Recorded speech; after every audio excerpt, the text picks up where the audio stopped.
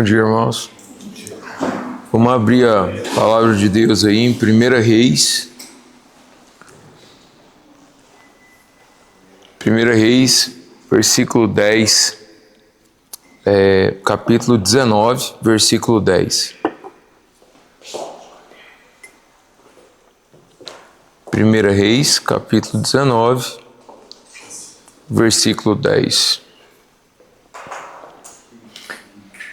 Só para a gente contextualizar, aqui está falando de Elias. Elias já tinha subido lá no monte, anteriormente tinha feito um desafio para Israel, para os profetas de Baal, para os profetas do rei Acabe. Ele tinha matado 400 profetas com a espada, né? Nós falamos disso aqui. E aí, quando Acabe chega e conta para Jezabel o que aconteceu, que era a esposa dele, Jezabel fala que vai matar Elias. Muitos de nós conhecem essa história, né? Manda avisar ele que o que ele fez com meus profetas, eu vou fazer com ele. Nessa hora, o que dá para entender é que Elias perde a grandeza do que Deus tinha feito com ele, o poder do que Deus tinha feito com ele, fica com medo da esposa do rei e foge, né? Foge e vai pro andar, e aí Deus coloca ele num profundo sono, e aí um anjo desperta ele. Eu só estou contando para os irmãos só para adiantar a nossa fala. E aí depois o anjo fala para ele: olha, come, porque você vai fazer uma viagem longa. E a Bíblia fala que foram 40 dias e 40 noites até chegar no Monte Sinai, né? E lá no Monte Sinai entra nesse versículo que eu falei, que está em 1 Reis 19, versículo 10. Ele respondeu: tenho sido muito zeloso pelo Senhor, ó Deus dos exércitos. Os israelitas rejeitaram a tua aliança, quebraram os teus altares, mataram os teus profetas à espada. Sou o único que sobrou. Agora também estão procurando me matar. O Senhor disse: saia e fique no monte, na presença do Senhor, pois o Senhor vai passar. Então veio um vento fortíssimo e separou os montes e esmigalhou as rochas diante do Senhor. Mas o Senhor não estava no vento. Depois houve um terremoto, mas o Senhor não estava no terremoto. Depois do terremoto houve um fogo, mas o Senhor não estava nele. E depois do fogo houve um murmúrio de uma brisa suave. Quando Elias puxou a capa para cobrir o rosto, saiu e ficou na entrada da caverna. E uma voz lhe perguntou: o que você está fazendo aqui, Elias? E ele respondeu: tenho sido zeloso pelo Senhor Deus dos exércitos. E os israelitas rejeitam a tua aliança, quebram os teus altares, matam os teus profetas a espadas. Sou o único que sobrou. O Senhor disse: volte pelo caminho por onde veio. Vá para o deserto de Damasco. Chegando lá, unja Azael, o rei da Síria, unja também Jeú, filho de Nissim, o rei de Israel, e unja Eliseu, filho de Safate, de Abel Meolá, para suceder a você como profeta. Amém? Então, o que o texto traz aqui, eu queria trazer uma visão diferente do que muitas vezes várias pregações que eu já ouvi trouxeram. O objetivo da minha pregação hoje, do que eu quero compartilhar com vocês, e como eu sempre falei, desde a primeira vez que a pastora Cidinha me chamou para pregar na reunião de oração, tudo que eu prego aqui vale primeiro para mim, para depois valer para vocês. Então eu estou pregando isso aqui pensando em mim também. Cuidado com o que você fala para Deus. Cuidado com o que você fala para Deus. Elias foi um dos maiores profetas que estava na Bíblia. Mas depois do que Deus permitiu que ele fizesse com os 400 profetas de Baal, depois que Deus permitiu com que ele fizesse com Israel ficando sem chover, a hora que ele reclamou para Deus, Deus chamou ele na porta do monte e entregou a aposentadoria dele. Foi isso que Deus fez. Deus falou, você está cansado? Deus falou, você está exausto? Deus falou para ele, sim, eu estou exausto, Senhor, porque só eu, morreu todo mundo e tal, não sei o quê. Não importa quem está com você no barco, não importa quem está com você na vida, não importa quem está do seu lado, não importa quem é seu parceiro. Porque ele fala, não fala? Está escrito aqui, ó, tenho sido zeloso, Senhor Deus dos exércitos, os israelitas rejeitaram a sua aliança. E daí?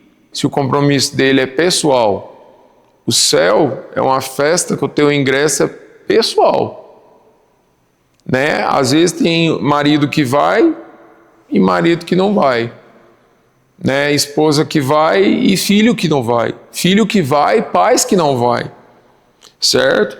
Mas quando ele falou isso para Deus, que ele estava cansado, Deus reconheceu aquilo no coração dele, chamou ele na porta da caverna e falou o que para ele? Está na Bíblia. O que ele falou? Falou para ele, olha, vá e urja também quem? Eliseu, filho de Safate, que ele vai te substituir. Então, cuidado com o que a gente coloca para Deus, cuidado com o que a gente mostra para Deus, porque Deus pode chegar e te entregar a tua carta de aposentadoria. Isso não significa que vai te matar, porque Eliseu mesmo nem morreu. Nem morreu. Certo? Mas significa que Deus pode pegar e colocar alguém para substituir você, para substituir o que você está fazendo no reino de Deus. Por quê? Porque o reino ele não pode parar, porque o propósito não pode parar.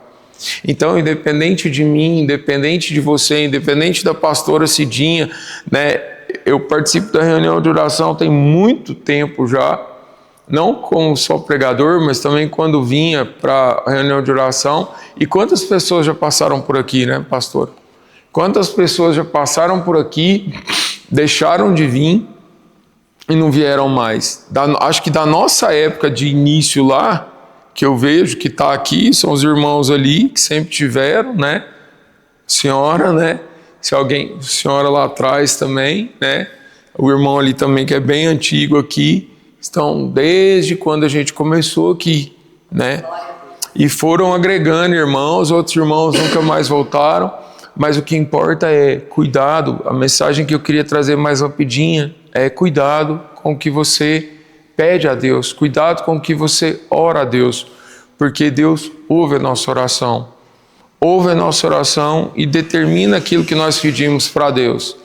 E aí, uma coisa que me impressiona nesse texto é que ele vai lá, hoje Eliseu fica com ele, começa a andar com ele, começa a aprender sobre ser profeta.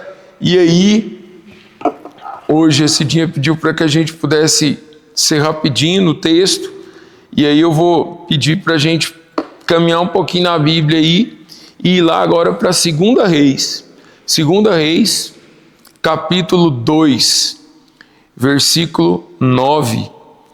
E lá está escrito assim: Elias, nesse momento, pergunta para Eliseu, o que você quer de mim? E novamente, Deus está ouvindo aquela oração. E o que Eliseu fala? Ali Elias disse a Eliseu, diga o que você quer que eu faça por você antes que eu seja levado embora. Elias ainda não sabia o que Deus ia fazer com ele. Eliseu disse, eu quero receber como herança 2 vezes mais poder do que os outros profetas vão receber. Amém? E aí Deus estava nisso. Deus estava nesse propósito. E se você for na Bíblia e olhar, Elias fez 7 grandes milagres. Eliseu vivo fez 13. Aí você fala assim, faltou um. Se você continuar lendo, ele morreu. Para a gente morrer e só sobrar os ossos, tem que ser pelo menos 3 anos. 3 anos para você morrer, acabar tudo e ficar só os ossos. Aí os moabitas estão entrando, estão invadindo, estão querendo tomar aquele povoado e o pessoal está fazendo um velório.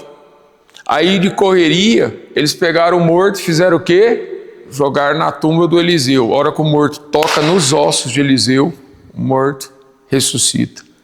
E aí Eliseu completa o 14º milagre, o que estava profetizado nesse local. O que você quer que eu te faça? Eu quero ser duplamente abençoado do que você fez. Então, se você for estudar a história de Eliseu, você vai ver que Elias fez 7, Eliseu fez 14 milagres. Na vida, 13 e um até depois de morto. Eliseu fez também. Então, eu só queria trazer para você hoje esse texto e te lembrar que Deus está no propósito das nossas vidas, tanto nas nossas orações, quando nós nos queixamos a Ele, e cuidado, porque pode ser que uma hora a gente se queixe e Ele entregue a nossa aposentadoria para nós, como entregou para Elias, e Elias não foi qualquer um, quanto também Deus pode estar no projeto na hora que você fala do que você quer fazer por Ele. E aí Ele te dá uma responsabilidade dobrada. Eliseu fez o dobro de milagres, né? A gente conhece os milagres de Eliseu, um dos mais famosos, além desse de ressuscitar, os ossos dele ressuscitar um morto, é o milagre da viúva, daquela questão dos azeites da botija, que muitos pastores pregam mostrando, falando, se ela tivesse muito vaso, até hoje estava tendo azeite para colocar dentro do vaso. Sendo que, na verdade, o objetivo não era pensar na quantidade de azeite de vaso, mas era no que Deus fez diante de quando a gente fala, eu não tenho mais nada a fazer nessa situação. Aí Deus chega e faz.